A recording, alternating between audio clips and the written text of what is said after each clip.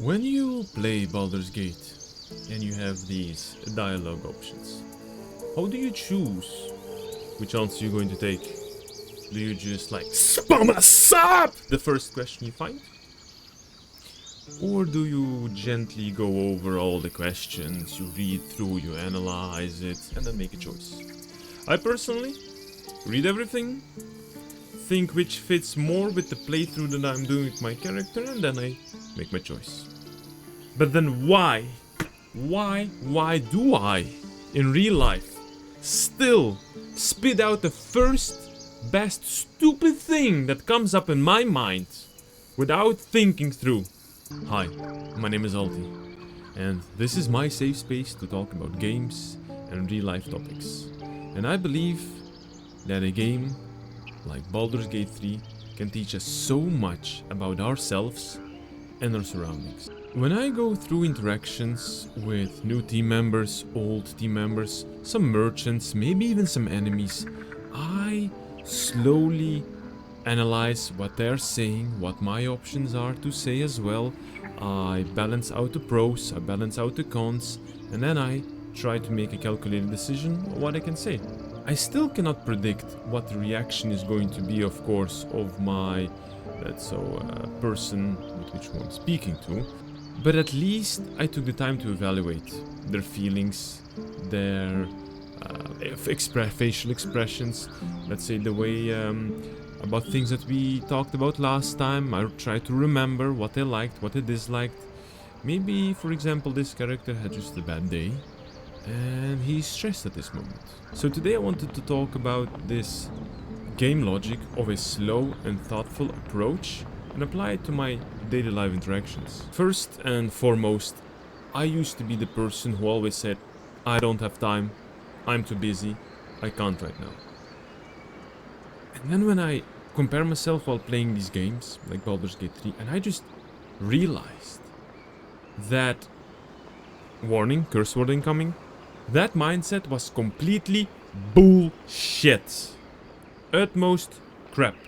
If I play games such as Baldur's Gate, where the combat is turn-based, the dialogues have like 4 options which you need to read them through and remember when the person liked something or did not like, that I take the time for, then for sure I can also take this time to listen to someone in real life during a conversation.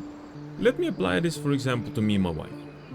We are both crazy, busy, corporate career animals, okay? Trying to grow, we're doing our best, we go to work fast, we work very fast, we go back home fast, we go to the gym fast, and after gym we try to uphold the social circles fast, we try to call our parents very fast, we do some extra chores super fast, we cook our meals very fast, and then we do some extra fixing in the stuff very fast, we do extra courses very fast, I plan my YouTube fast.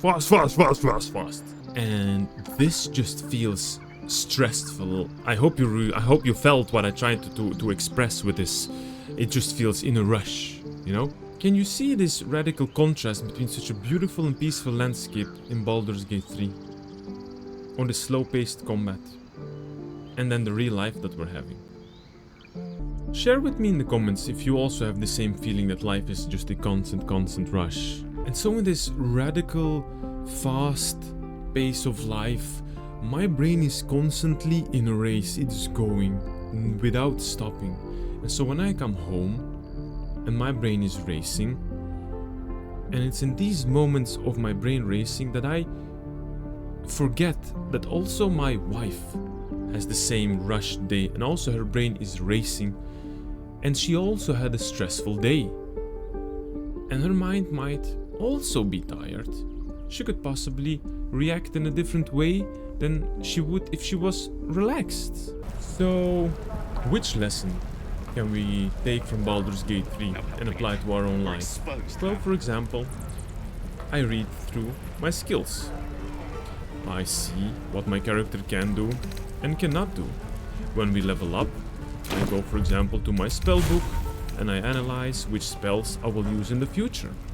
When we have a turn-based combat moment, I try to plan ahead of what I'm going to do, how I'll position my characters, how do I deal the most amount of damage. And in the moments of downtime, I can manage my team and go to the camp, talk to everyone, see how people are doing, and adapt my team tactics, for example. And this concept is very similar to just time management. I learn to plan my playthrough. I manage my time. I manage my efficiency. This is what me and my wife did. We threw our lives on sheets of paper multiple times. We rearranged it, we colored it, we worked on efficiency, we removed all the unnecessary things that we did.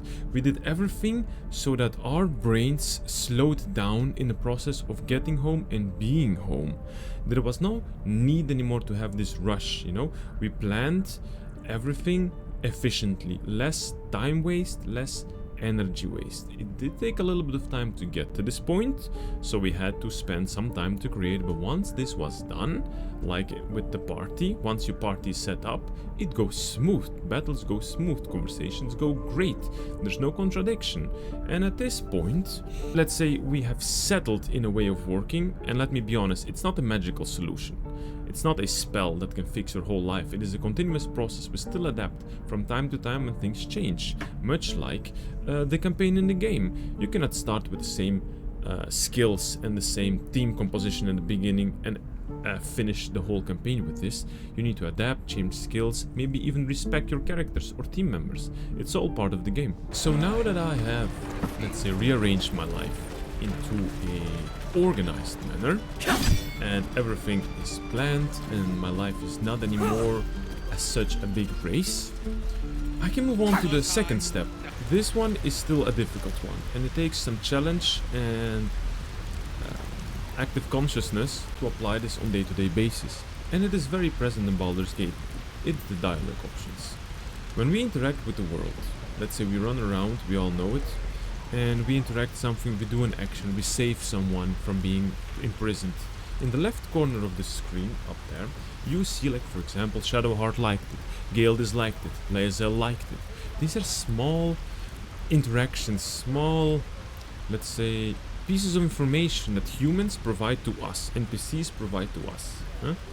Even in the direct dialogue options with the party, they show how they feel, they raise their tone, they become angry, they become sad, they portray their emotions. And so now how does this translate into real life, into this massive grand scheme of communication? I would like to narrow it down to this concept of active listening.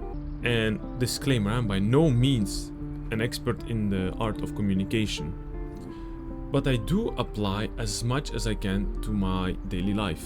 As I said, first of all, I needed to complete step 1 to have a cool head that is not racing 24/7. I need to have a mental capacity to start this process of communication. When I speak, for example, with my wife, I don't just see her dialogue options. I listen to her. I hear her words. And listening and hearing is not the same thing. I let her know that I have understood her. I give her a small yes, okay, understood. I look at her facial expressions. I look at her body language. Every one of you can perfectly imagine if I say an angry guy that is throwing a chair. You know what he's doing, which physical movements he do. He doesn't take a chair from below and just does like No, you clearly see him taking overhead, throwing something like this, being angry. Everybody knows, depending on the body movement, emotion, and facial expressions, which kind of emotion this person is portraying. These are things that I know, but in the rush of life, I just tend to forget, which is why I need to have a cool head while doing the second step. Even in the small conversations with my wife, I still give her my full attention, even during small chit-chat. She could, for example, leave out a little sigh at the end of her sentence. Might not mean a lot if you're busy, you don't pay attention to it, but now that I am fully invested in this person, I saw her face, I understood she sighed, and I can just choose between my dialogue options to ask like, hey, are you sure you're okay?